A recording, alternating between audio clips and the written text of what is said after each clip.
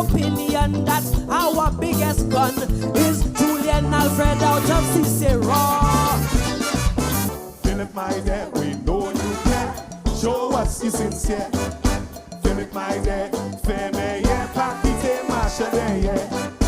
Poussez, mettre complètement, faire mouvement, rythme. Les Philippe, quand poussez, marche en devant. Sing with me now. The people will decide if they want their back. They want a leader to stand up and talk, not a leader to get up and walk. Let me hear you. We're happy to welcome to our studios here at Calabash TV once again, Mr. Claude Paul. And we're moving quick and fast into the Carnival Calypso season. We're just coming out of a very active and very fun jazz festival. And so the nation is on a high, and now we're going into the next festival, Calypso. As the chairman of the Carnival Music Management Committee, give us an update on where we're at, and for this year, what is new for this Calypso season? Okay, so luckily we started very early this year with the planning.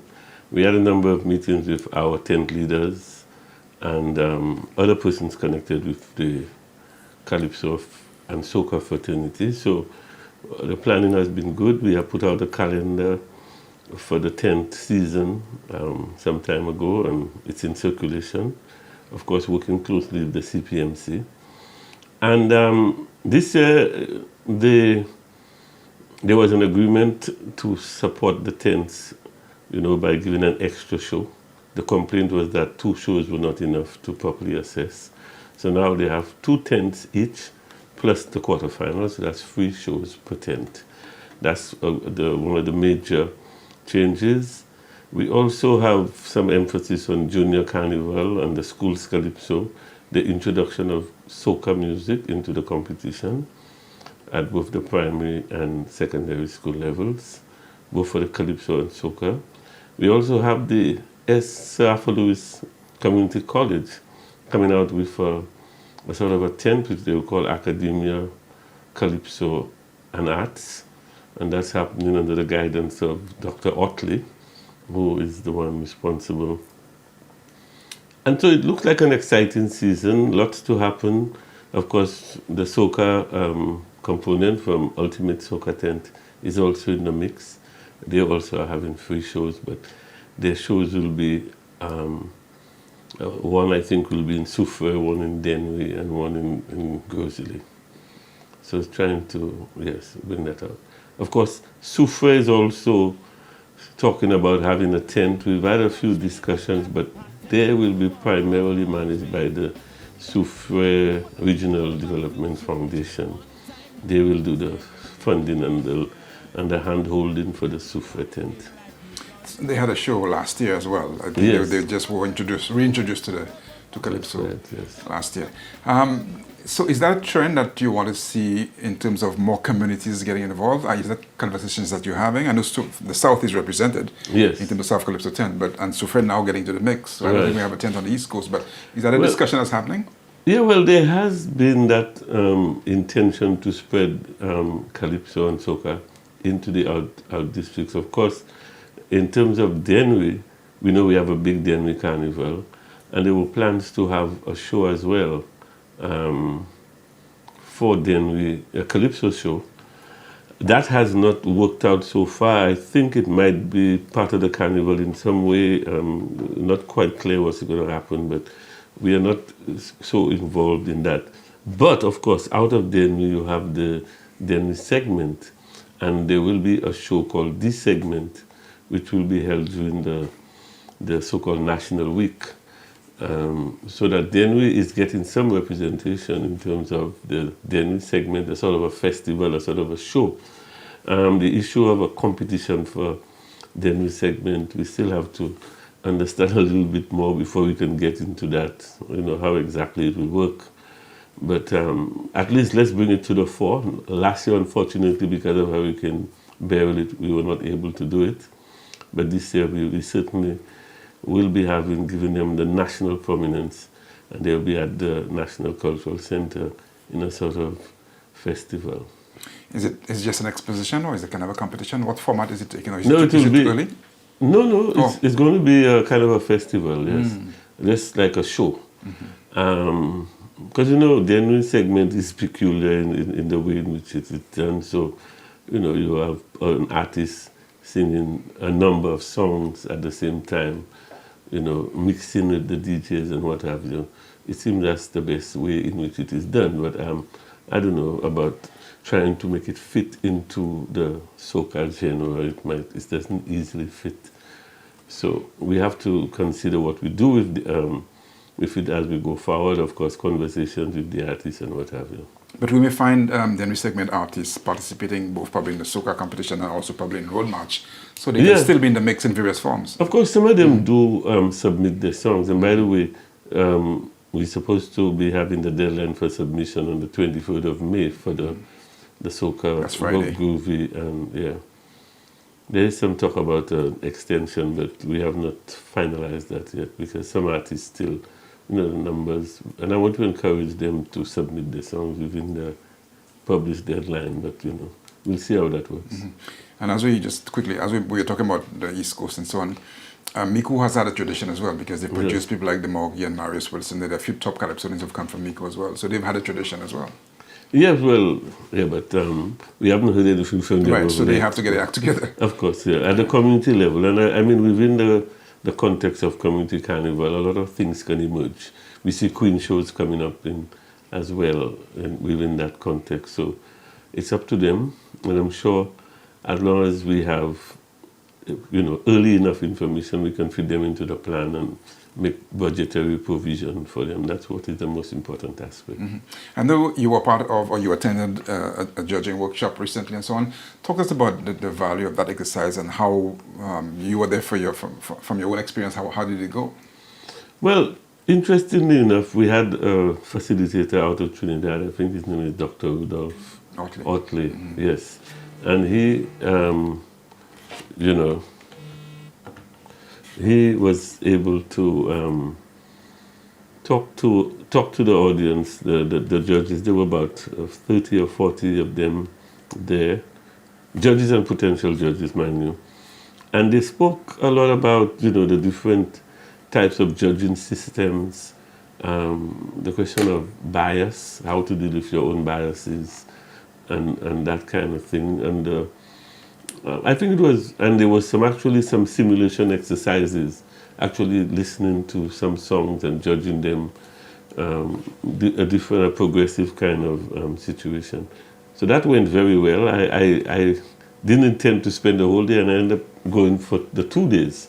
The second day, there was the discussion of how to handle presentations, or to understand the presentation aspect, and how that can impact the mind of the judge in terms of how he scores. There was also a look at the scoring matrix and the different systems that could be employed, but we currently employ what is called the high-low system, where you have 7 judges and the highest and lowest scores are taken out, and we focus on the middle 5 as a means of eliminating bias. So that has been our approach, which has been, I think, we've been relatively successful in the last couple of years. We haven't had any major controversies. Maybe in a close competition, you see, maybe the placings. But last year, for instance, Desiree was a clear winner based on all the judges' assessment. So I think we've gotten that right, and it's very good that the judging pool is expanding, so that we have more persons to choose from, because it's very challenging during competition time to get a pool of judges that everybody is satisfied with. And of course, tent leaders have to have their say in terms of the pool. We have the whole organizers of Carnival have to have a look at it and give final approval.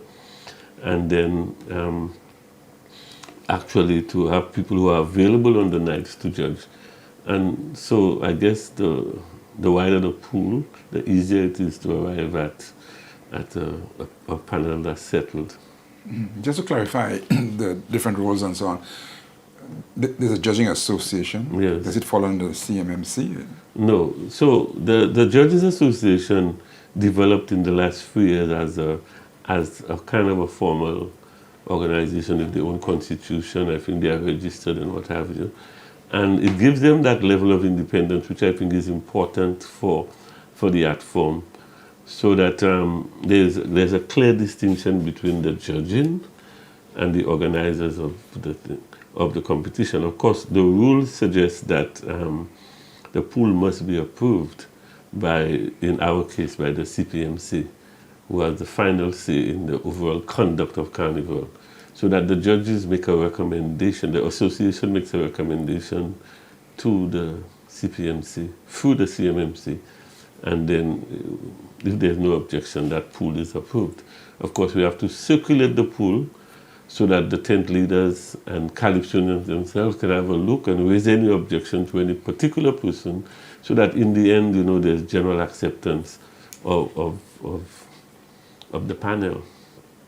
So, and I will certainly want to have somebody from the Judging Association come to speak with us about this activity, but give us a sense in terms of, is there a need at some point in time for writers to better understand? Because in that case, I think there was many judges attending at a workshop. But is there ever interaction between writers and judges to be clear on what the criteria is and how they're judging and so on? Right. I mean, the criteria has been settled for a few years now. It hasn't changed much.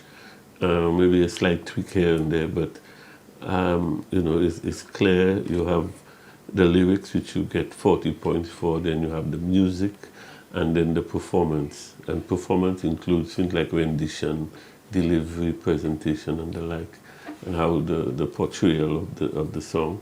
Of course, music is about melody and what have you, and the lyrics, generally, you look for creativity in lyrics and whether literary devices are used, metaphors and the like, similes and so.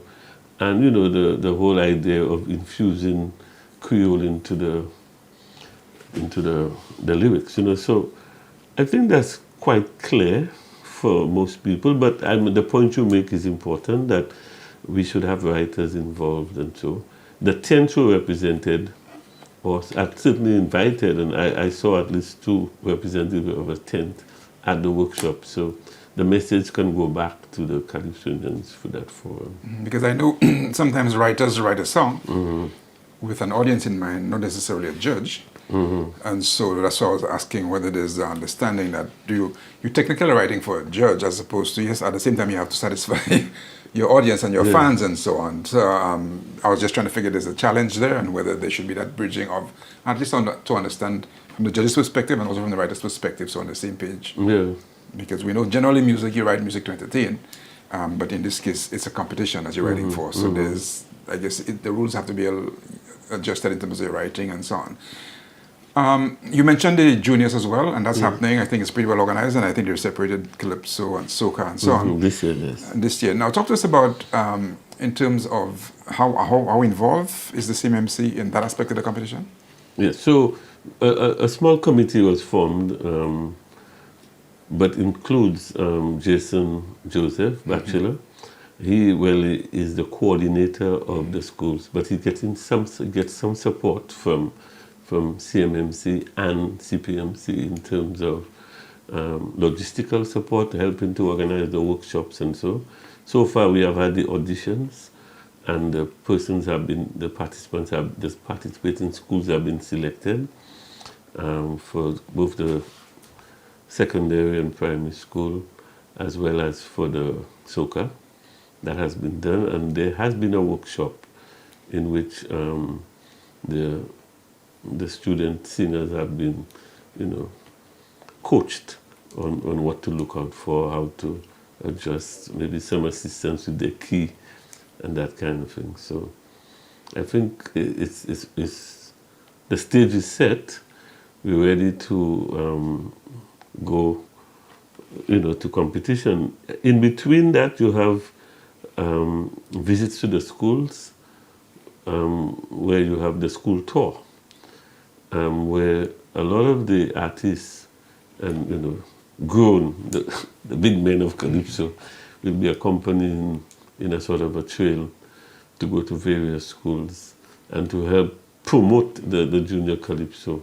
And by the way, they also will be junior pan, but again in a festival, not a competition as yet. Perhaps next year or the year after, we'll get to competition in the schools.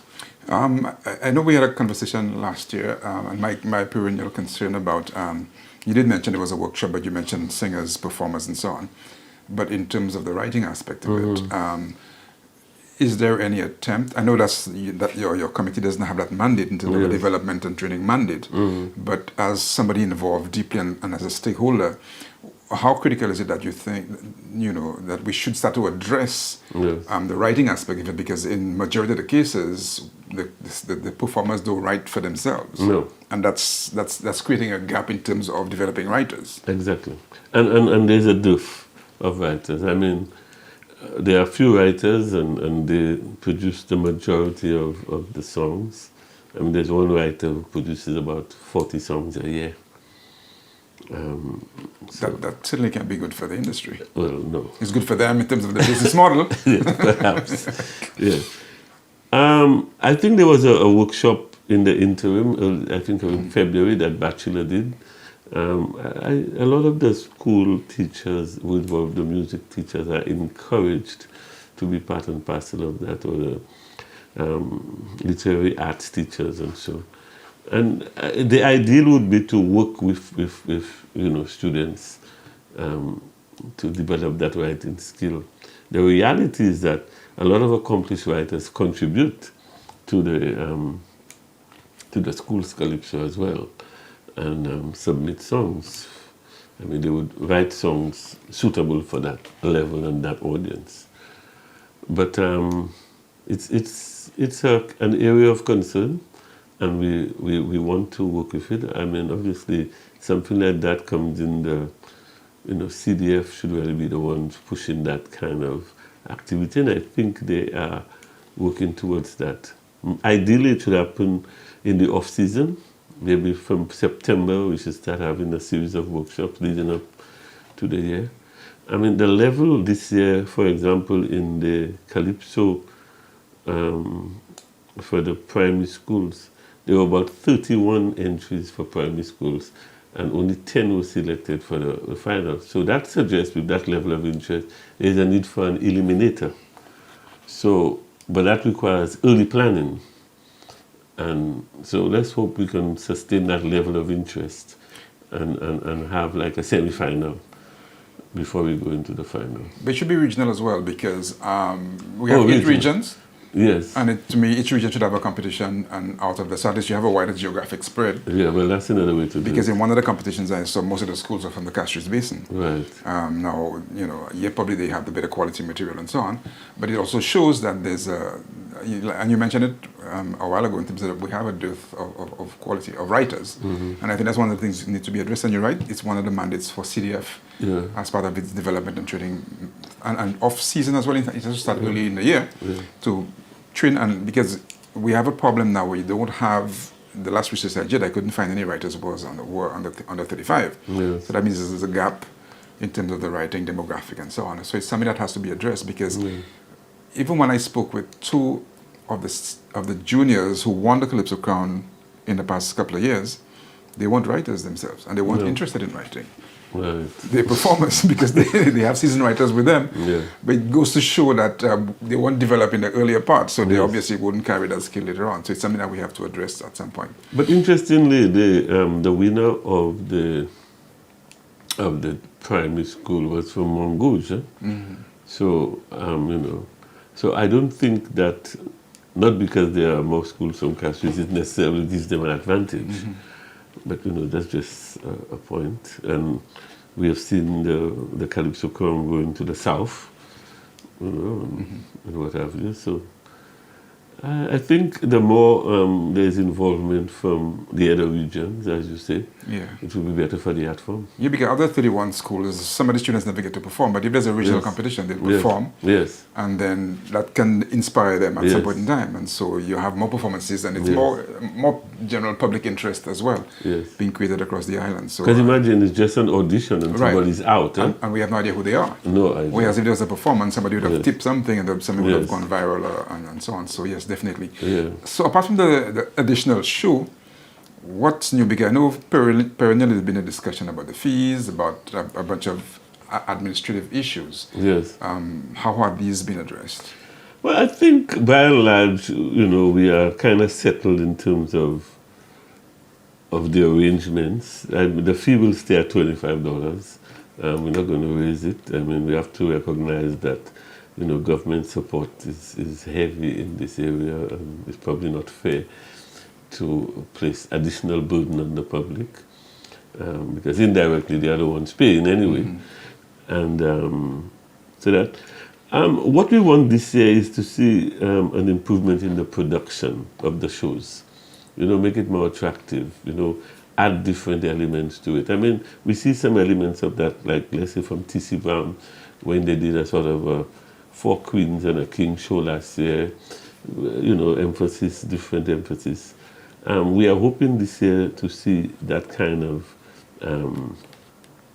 innovation in terms of the way the set is decorated and the use of lights and different things to help enhance the whole production of the show. That's one of the messages that has come from the policy level. Now, in terms of performance fees as well, has Yes. there been any arrangements? Is there any improvements in that, or is it basically the same? Well, last year everybody got an increase of $100. So I think this Of year just $100. increase of, right? So that so a former king singing 2 songs a night will earn $1,000. And I know it's not enough, but bearing in mind that to put on a tent runs into something like $25,000, of which government sponsors, supports about 90% of that cost, pays 90% of that. Well, it's a cost. national event. Yes, Yes, well, so I'm saying the government has a stake in it as well. No, and that's very important. And I think the governments, in fact, over the years have recognized the importance of supporting the Calypso art form, and that's no different today. So, I mean, we welcome that level of support, and basically that's the reason for the existence of the CMMC, is really to manage that fund. But I think we must see it as an investment into the art form, and I think that's the general idea, that government is putting something into the art form to make sure that it's first of all sustained and can develop into a better product in time to come. Yeah, but it's not something I guess you can address because you're basically there to do the music management and so on. Yes. But I think tent leaders need to have a conversation. Yeah, I know you said it's an investment, but it has to be an impactful investment. It's not a Yes. token investment, Right. because it's a national event that's used to bring people in to see St. Lucia. It's you're promoting your culture. I don't think the Yes. government should be compromising on support for culture, No, because we do not compromise on supporting. We just had a festival. right. I didn't see many areas of compromise in that festival, and so I'm saying for something that's organically Caribbean, St. Lucian, and so on, that Yes. they ought to be, but the Calypso associations and the tent leaders and so on need Yes. to be the ones to lobby for that additional. So the $1,000 you spoke about, it appears token. I mean, Yes. that's what it is, but it is still token as far as I'm concerned. No, but that's just one aspect of I know that's what one the money aspect. is used for. Yeah. Remember, we have to support the musicians, the backup band, the music, the sound system, to pay for security, to pay for the hall. All of these elements that goes into the final production. And so that's, to me, equally important, because without that government support, I doubt we can profitably run a show. Yeah, no, I mean it's not practical to run it Yes. profitably as a business. Yes. But as a national event, government ought to make it happen Yes. in terms of making sure that it's sustained and so on. Let me ask you about in terms, so the semi-finals, quarterfinals. I guess the locations are basically, the venues are still the same. Yes. The sub is now established as the venue of as choice. the venue for Yes. for those events and so on. Yes. Okay. Like a carnival city kind of. Right, so that's established and that stays for the time being. All right, so there one more thing I wanted to ask you. It just kind of slips me for the moment. But in terms of, so all set, I know the first tent is on Friday. Yes. And so everything, as far as you can tell, your interaction with the tent leaders, everybody's okay and everything's happening. Ready to go, yes. Rehearsals have started. I mean, you know, like for the South, you know, they have to get, they have a shortage of musicians who are willing to play in tents. So in some instances, the tents have to bring in people from the outside. Let's say Trinidad, maybe Barbados, like last year it happened. How do we address this? You've been in this for a while, so you may have a suggestion or two. Well, you see, so I think perhaps a lot of the musical accompaniment is really through our national treasure, the police band. And there are just so many of them that have to go around. So the more tents you have, the more pressure on those musicians.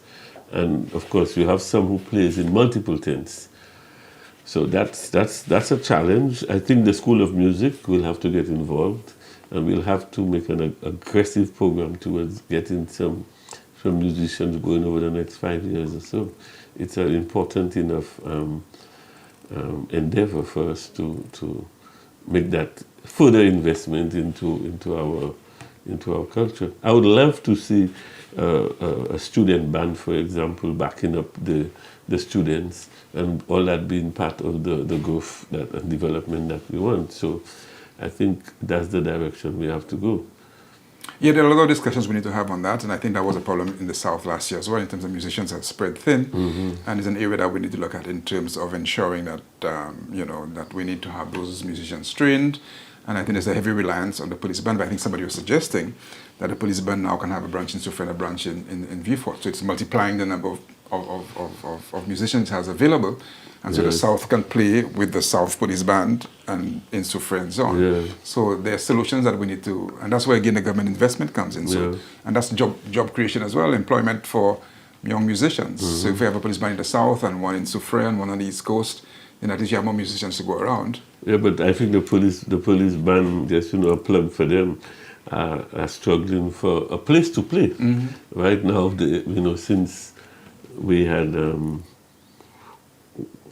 where they used to play is no more. I think they right now settled, I think, in the Caroli Human Resource Center. And we really need to find a home for them. And as you suggest, even decentralizing so that we have greater capacity in music is a good idea. But I think the School of Music is one of the places that can be used to build capacity all around. Okay.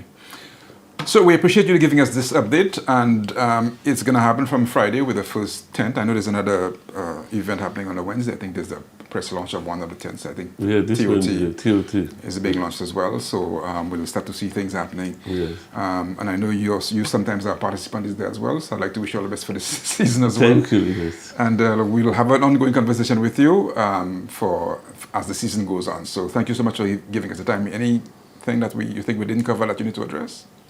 No, I think we all is good.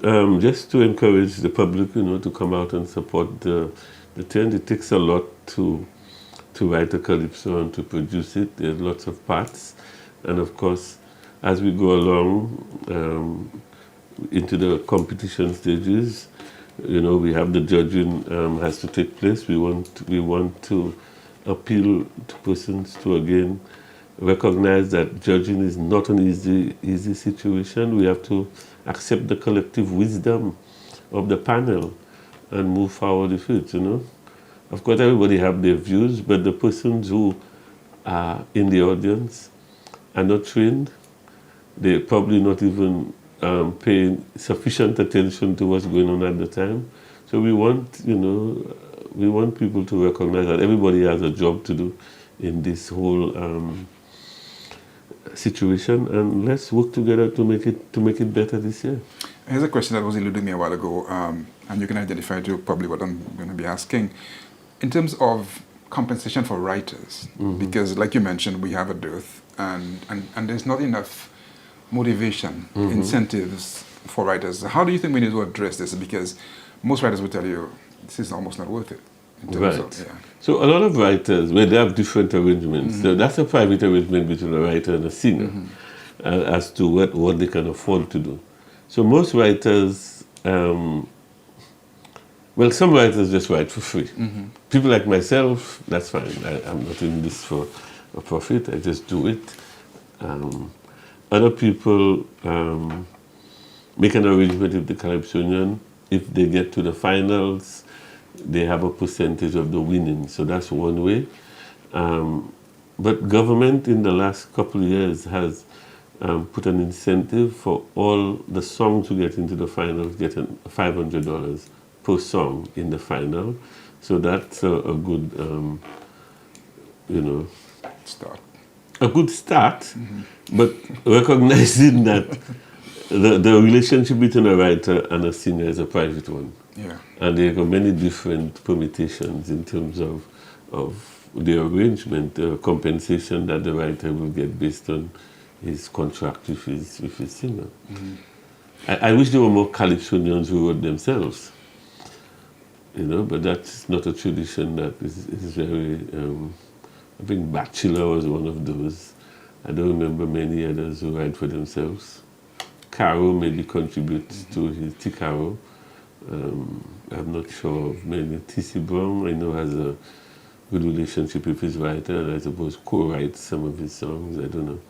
Many others. Yeah, it's a conversation I need to expand, maybe after the season, if anything. But in terms of, like you said, you wish more Calypsonians to write. Now, there was a gentleman who was here, Dr. Otley, and in a conversation, I may misquote him a little bit, but he was talking about in the earlier years, the Calypsonians wrote for themselves. That's right. But later on, writers, they got writers and so on. And I'll have to do more research to find out whether that came about after the judging criteria, because some Calypsonians found it intimidating. Yeah. When you look at the breakdown of criteria, they say, they normally write a calypso based on how they feel and the issues and so on. But then once you're writing based on a criteria, it's more of an academic exercise than just a fun exercise as a Calypsonian. Interesting. So it's something that we'll have to have a conversation on whether you don't have, the criteria itself is actually pushing Calypsonians away from writing. And so the guys who are a little more academic will now do the writing, but they're not Calypsonians, so they may not understand the vibe and the feel and so on. Yeah. Although most of them seem to get it right. We have some happy combinations. Happy. Yeah. And interestingly enough, he also made the point that before, everybody sang Calypso on more or less the same melody, right? And so the current practice of soca riding a rhythm is not new, because that's how Calypso used to be before, until there was this attempt, innovation. Some of the writers decide to bring in different styles and change up the genre a bit in terms of, so you have a rudder type Calypso versus a chalky type Calypso versus, Interesting. And it's more expensive too, because you have to get your arranger, and the arrangement has to be different, and so it's a lot more pressure on the arranger and the writer to make sure they get it right. And finally, obviously this must be a bonus period for writers, because there's so many issues around that there's no shortage of issues. So this year should be a very exciting, normally an election year, technically it's supposed to be a very exciting year for Calypso. Is that your experience? Well, interested. Or is that the experience? Well, maybe I would like to see, I'm anxious to hear some of the topics. I mean, I heard one song this morning from Nahum Jabati, sung by Reddy, called Run, Juju, Run, and a lovely play on the words of Run. And then the final verse spoke about the coming elections and who will be running, and maybe Juju should run herself, that kind of thing. So that's a nice little play in terms of the political element, and we wait to see what's going to happen. It's a good time to be there. I'm extremely happy that Calypso is starting again. I mean, that's the season I live for, Calypso and Carnival in general. And let's hope all of us, have a good time this year. And based on your experience, is it always a situation where we know both political parties certainly take interest in Calypso, right, and they may also be involved in various capacities in Calypso as well. Is it normally the case that you find during election year that there's a lot more interest in the parties show in Calypso? Well, and Calypsonians? Certainly the politicians will be listening closer to see what is being sung about them. That's for sure. I don't know. You can get momentum from what's being sung. Exactly. We saw in 2021 season there were lots of pro SLP songs which went in a particular direction. We'll see what happens this year. Yeah, it all makes for a very intriguing season. Yes. And of course, Calabash TV will be covering the tent as usual from carpet to carpet coverage of the season. So, but certainly all the best to you and your fraternity and also the CMMC for 2025. And we look forward to having further conversation with you as the season progresses. Yeah, thank you, Bernard. Yeah.